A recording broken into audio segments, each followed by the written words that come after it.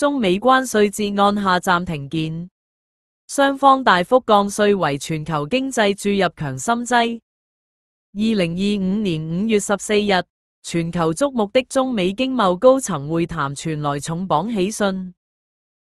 經過為期2天的密集磋商，中美兩國於瑞士日內瓦達成歷史性協議，宣布大幅降低互徵關稅，並建立長期協商機制。這一突破性進展不僅為兩國企業和消費者帶來福音，更為陰雲籠罩的全球經濟注入了一劑強心針。1. 關稅大幅削減，貿易壁壘顯著降低。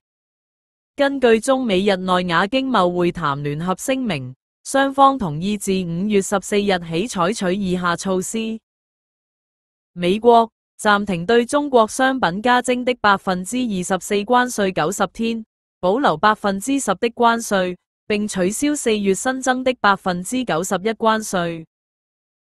中國同步暫停對美24%的加徵關稅90天，保留10%關稅。同時取消此前針對美國的非關稅反制措施，如稀土出口限制等。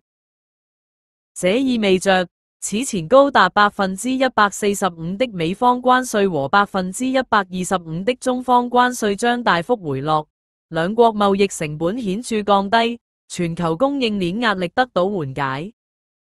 2. 市場歡呼雀躍，經濟信心飆升。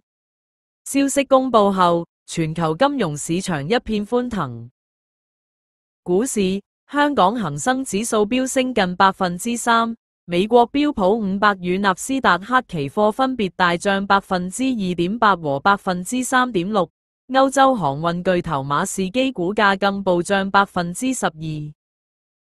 貨幣與商品，人民幣匯率創6個月新高，黃金價格因避險情緒消退而下跌3.2%。經濟學家張志威興奮表示，結果遠超預期。關稅降至10%將極大提振全球貿易活力，供應鏈修復指日可待。3. 企業摩拳擦掌，出口商迎黃金窗口期。90天的關稅暫停期成為出口商的搶跑時刻。中國跨境電商和服務商平台紛紛表示，將加速對美出貨，並利用 AI 技術優化海外營銷策略。Genpact CEO 龐國強透露，平台上的中小品牌已啟動緊急備貨，服飾、美妝等品類訂單激增。美國零售巨頭沃爾瑪也緊急調整策略，承諾自行承擔關稅成本，確保貨架供應穩定。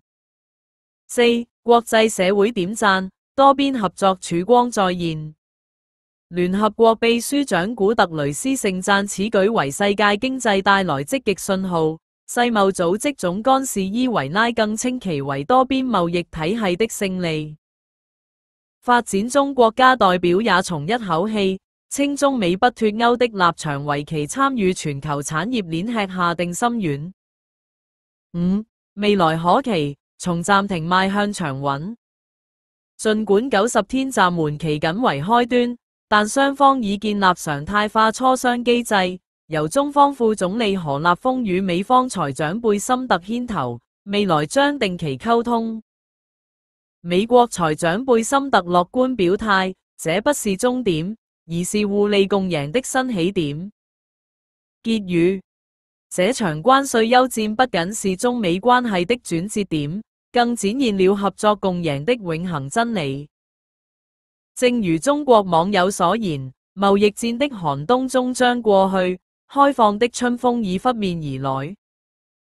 全球企業、消費者與市場正攜手迎接一個更開放、更繁榮的新篇章。本文綜合自中美官方聲明及國際權威媒體報導。